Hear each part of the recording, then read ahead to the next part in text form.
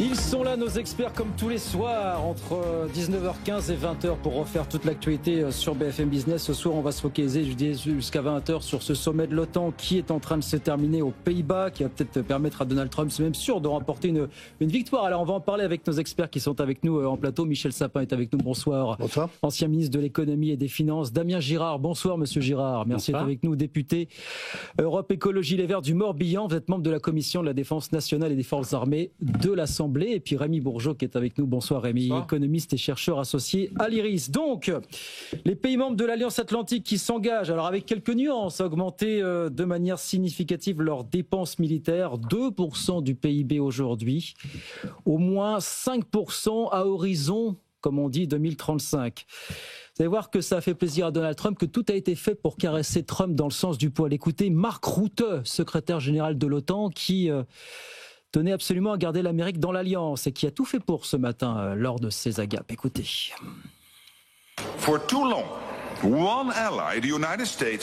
Pendant trop longtemps, un allié, les États-Unis, a porté une trop grande partie du fardeau. Cela va changer aujourd'hui. Président Trump, vous avez rendu ce changement possible. Votre leadership a déjà produit son effet. 1 000 milliards de dollars de dépenses supplémentaires seront réalisés par les alliés européens en 2026. Les décisions prises aujourd'hui vont produire 1 000 milliards de plus pour notre défense commune, cela en équilibrant les dépenses entre les États-Unis et ses alliés. Voilà Mark Rutte ce matin, secrétaire général de l'OTAN. Et vous allez voir qu'un peu plus tôt, Trump avait republié sur son réseau social un message privé que lui avait envoyé Mark Rutte au cours de la nuit, qui disait « Vous vous envolez », je cite Mark Rutte, retweeté par Trump dans la foulée, « Vous vous envolez, président Trump, vers un nouveau grand succès, vous allez réaliser quelque chose qu'aucun président américain n'était parvenu à faire durant des décennies. L'Europe va payer un prix énorme », il l'écrit en gros caractères énormes, à l'instar de ce qu'aime faire Donald Trump, vous savez, pour financer sa défense comme elle le devrait. Et ce sera votre victoire. Déjà, j'ai envie de demander, est-ce que vous ne trouvez pas que Mark Rutte en a fait un petit peu trop dans la flagornerie pour garder finalement les Américains au sein de l'Alliance Atlantique? Monsieur Girard, comment est-ce que vous regardez cette démonstration d'amabilité là ce matin des Néerlandais? La question, c'est pas de savoir si on doit céder, enfin en tout cas. Là, évidemment, on voit le tapis rouge qui a été déroulé, le fait que on cède tout à Donald Trump et aux États-Unis. La question que l'on doit se poser, c'est quelle défense on souhaite à l'échelle européenne et quels moyens militaires nous devons acquérir, et pas mettre un curseur à un endroit qui a été déterminé par Donald Trump et qui va profiter principalement d'ailleurs à son industrie de défense, sans se poser la question de quels besoins nous avons, nous Européens. Et je pense que c'est évidemment un accord qui n'est pas bon pour les Européens. Alors, on en reparlera parce que l'une des raisons pour lesquelles vous êtes avec nous ce soir, c'est que vous avez co-signé une tribune dans le journal Les Échos il y a quelques jours à ce sujet. On va évidemment en reparler. Petit tour de table d'abord sur l'attitude du Mark Rutte, du secrétaire général de l'OTAN, qui n'est pas considéré comme quelqu'un de conciliant, demeurant ancien Premier ministre des Pays-Bas, Michel Sapin. Comment vous regardez? Est-ce qu'il en a fait trop là? Voilà, posons la question. Peut-être qu'il a compris comment fonctionnait Trump. Sûrement, ça oui. Uniquement, au compliment, dithyrambique, parce que Trump ne sait pas utiliser d'autre chose que des mots qui sont soit dithyrambiques dans un sens, soit extrêmement négatifs dans l'autre. Il ne connaît pas le champ lexical entre le formidable et le nul. Donc voilà, disons que Rutte s'est adapté, comme je ne sais pas quoi, un dompteur, quand il a un fauve dans une cage, il lui donne un petit morceau de viande plutôt que de lui taper dessus. C'est un peu ça. Rémi Bourgeot, comment vous regardez ça? Donc 5%, au moins 5% du pourcentage du PIB dans les défenses militaires à horizon 2035, c'est 3,5 d'un côté et 1,5 dans des dépenses liées aux sécurités, qui sont déjà des dépenses engagées par les Européens finalement. Voilà. Oui, donc, je pense que c'est... Il y a un totem autour de ce chiffre de 5%, mais enfin qui est à nuancer quand même quelque part. Oui, mais bon, c'est surtout le deuxième acte de cette guerre commerciale qu'a ouverte ou réouvert Trump il y a quelques semaines. Et l'Europe, évidemment, a un fort excédent commercial sur les États-Unis. Et Trump a cette idée de rééquilibrer les choses en rendant l'Europe encore plus dépendante dans le secteur militaire. Il faut voir qu'à voyez ça comme le deuxième acte de la guerre commerciale. Oui, l'Europe a un fort excédent, mais elle est en même temps ultra dépendante des États-Unis dans le domaine de la défense et du digital. Donc là, c'est deux choses où il veut aggraver en fait la dépendance européenne dans la défense et dans le numérique. Là, ce sera encore peut-être un troisième acte ou je ne sais pas, où il ne faudra pas toucher aux géants californiens. Ouais. Vous voyez ça comme ça, Michel Sapin, peut-être la prolongation de cette guerre commerciale. Je suis plus proche de l'analyse qui avait été faite auparavant par vous-même. Pourquoi ? Parce qu'au fond, on est obnubilé par Trump. Quoi, hein, objectivement, sur ce sujet comme sur d'autres. Or, qu'est-ce qu'il y a derrière cela ? Il y a l'enjeu d'une défense européenne.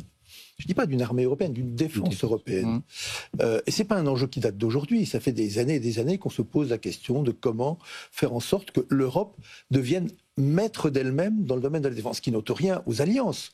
Enfin, il vaut mieux être maître de soi-même pour faire une bonne alliance plutôt que d'être dépendant du plus gros qui vous protège. Or, quel a été l'obstacle longtemps ? D'abord, la facilité. Il y avait quelqu'un qui payait à notre place. Très bien, c'est une facilité. Puis deuxièmement, il faut toujours avoir ça en tête, c'est la question de l'Allemagne. Puisque l'Allemagne, elle était confrontée à une question historique, c'est l'interdiction quasi constitutionnelle pour elle d'avoir une armée offensive. Une armée défensive, mais pas d'armée offensive. Or, grâce à Trump, d'un certain point de vue, l'Allemagne a fait un saut incroyable en l'espace de quelques mois. Quelques mois, vraiment. Quelques mois. Et ça se traduit de deux manières. Elle considère aujourd'hui que, on va interpréter la Constitution autrement, et donc on peut être maintenant dans une démarche offensive. Et deux, qu'il n'y a plus de tabou budgétaire, parce que justement, cet impératif de défense est considérable. Donc c'est ça qui a beaucoup bougé. Après, il y a bien entendu tout un aspect qui est très important, c'est qu'est-ce que les alliés au sein de l'Europe, de la défense européenne, font en termes industriels. Est-ce qu'ils continuent à rester dépendants d'une manière ou d'une autre de l'industrie américaine, avec ce que ça veut dire. Quand vous avez un avion américain qui vole, même si il est ukrainien ou polonais, si les Américains ne veulent pas qu'il vole, ils appuient sur un bouton. Je simplifie, mais ils appuient sur un bouton. Il reste une très grande dépendance. Est-ce qu'il n'y a pas des armes européennes ? Est-ce qu'il n'y a pas des armées européennes ? Est-ce qu'il n'y a pas un armement européen, y compris bien sûr français ou franco-allemand, qui pourrait répondre à ça ? À mon avis, c'est ça maintenant le grand enjeu. Il y a de lectures. Est-ce que vous dites ce soir, Trump a raison de pousser les Européens finalement à investir plus ? Ou alors est-ce que vous dites, est-ce que c'est, comme on dit, le coup de pied de l'âne et c'est salutaire ? Ou certains vous disent, finalement, à vouloir absolument garder les Américains dans le champ de l'Alliance Atlantique, c'est la question que je posais tout à l'heure, finalement, on va rester dans une sorte de confort ou de semi-confort du côté européen. Et il nous paraît bien loin, finalement, ça ne remonte qu'à 2-3 mois, le temps où Ursula von der Leyen nous parlait d'un plan à 800 milliards pour que l'Europe retrouve sa pleine souveraineté sur ces questions, finalement. Damien Girard. Est-ce que c'est salutaire ce qu'a fait Trump, finalement ? Je ne crois pas que ce soit salutaire, vu les décisions que nous sommes en train de prendre. Ce qui est salutaire, c'est de nous occuper nous-mêmes de notre propre défense et de favoriser l'industrie européenne avec une complémentarité à organiser, une interopérabilité à organiser entre les différentes défenses de cette plaque européenne, de façon à pouvoir répondre à la principale menace qui existe aujourd'hui sur ce continent, qui est la Russie à l'est de l'Europe. Et donc, ce faisant... Ça, on n'en parle pas dans le court communiqué final de 5 paragraphes, évidemment. C'est quand même incroyable. C'est resté relativement restreint pour ne pas aborder les sujets qui fâchent. Pardon, je vous laisse. Oui, non, mais c'est quand même incroyable. Et donc, effectivement, notre enjeu, c'est celui-ci. Et ce n'est pas de répondre au coup de pression américain et de Donald Trump qui dit, l'article 5, à condition de... On parlera de l'article 5 tout à l'heure. Et donc, c'est vraiment à ça qu'on doit s'atteler, à nous-mêmes nous prendre en main et pas rester dans un confort quand on voit que les Américains ont réellement fait un pivot stratégique sur leurs enjeux qui est l'Indo-Pacifique. Et donc, il ne faut rien attendre des États-Unis et en tout cas comprendre que eux, il y a un genre de renversement d'alliance et en tout cas ce pivot stratégique qui fait que aujourd'hui, céder à Donald Trump et dire on va aux 5%, c'est en fait, et d'y aller rapidement, ça ne permet pas la montée en puissance. C'est 10 ans, voilà. Oui, mais malgré tout, y aller assez rapidement, ça empêche aussi la montée en puissance de l'industrie européenne pour bien répondre aux enjeux, parce que si c'est pour commander américain, effectivement, ils ont beau jeu de dire oui, on a beaucoup contribué, mais ils ont beaucoup bénéficié de ces commandes jusqu'à présent. Est-ce qu'on s'est couché, est-ce que Marc Rutte s'est couché devant les Américains ? Sa décision, enfin le fait de dire oui, OK pour les 5% du PIB à horizon 2035 concernant la dépense militaire, Certains critiquent ça très fortement en Europe, que ce soit les Espagnols notamment ou d'autres pays du Sud. Certains n'apprécient pas, certains n'ont pas apprécié. Garde en tête l'attitude de Rutte. Quand il y a eu la scène dans le bureau ovale avec Zelensky, que Rutte a été un des premiers à dire à Zelensky « rabiboche-toi avec Trump ». Voilà, tout ça a laissé des traces quand même. Oui, il faut voir quand même ce qu'est le rôle de Mark Rutte et du secrétaire général de l'OTAN en général. C'est un rôle quand même de relais. Il ne prend pas véritablement de décision. Il s'agit de relayer la voix des différentes parties au sein de l'OTAN et notamment des États-Unis qui sont au cœur de l'organisation. Donc ce n'est pas très étonnant qu'il ait ce rôle-là. Après, on peut en penser ce qu'on veut et ces exagérations. Ensuite, bon, pour parler effectivement du fond, il faut investir beaucoup plus dans la défense. Il y a un enjeu économique et technologique absolument crucial. Et on voit des approches assez différentes, effectivement, comme le disait M. Sapin, entre les pays. On a une nouvelle donne au niveau allemand, qui est liée aussi aux difficultés industrielles qu'ils connaissent, en particulier dans l'automobile. On voit même beaucoup d'ingénieurs à qui on fait des ponts d'or pour passer de l'automobile à la défense, avec succès, dans le cadre qu'il faut, une partie de formation aussi. Mais il y a un pari extrêmement fort, effectivement, un changement de paradigme sur le plan fiscal, avec Friedrich Merz, qui a plus, disons, d'intuition financière peut-être que certains de ses prédécesseurs, et aussi avec un E à la fin, et cette autorisation, cet encouragement à dépenser beaucoup plus dans la défense.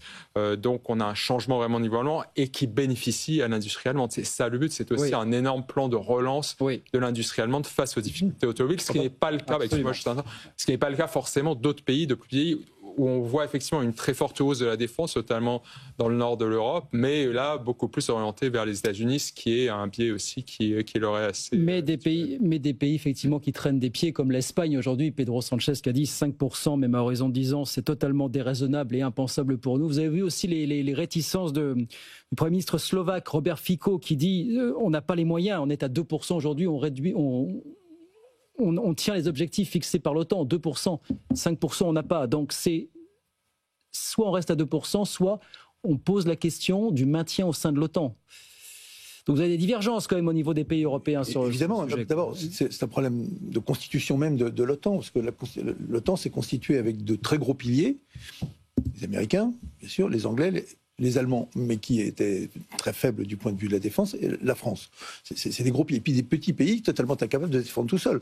Rutte, tout seul, avec son armée hollandaise, il ne peut rien du tout. Mais c'est normal, parce qu'il est trop petit. Donc il y a une montée d'échelle. Et donc que le petit pays se dise, écoutez, ça va me coûter très cher, c'est pas complètement anormal. Que l'Espagne, qui a quand même rétabli sa situation budgétaire par rapport à la France, en faisant des gros efforts dans tous les domaines, y compris dans le domaine social, dise, écoutez, attention, je peux aussi parfaitement le comprendre. Mais c'est pas pour rien que la fronde vient de beaucoup de pays du sud de l'Europe aujourd'hui. Oui, bien sûr, mais enfin, c'est quand même eux qui sont devenus plus raisonnables que la France elle-même, puisqu'on est maintenant bien moins bon que même maintenant que l'Italie, en termes en tout cas de déficit budgétaire. Je ne parle pas de masse d'endettement. Juste un dernier mot, si vous le permettez.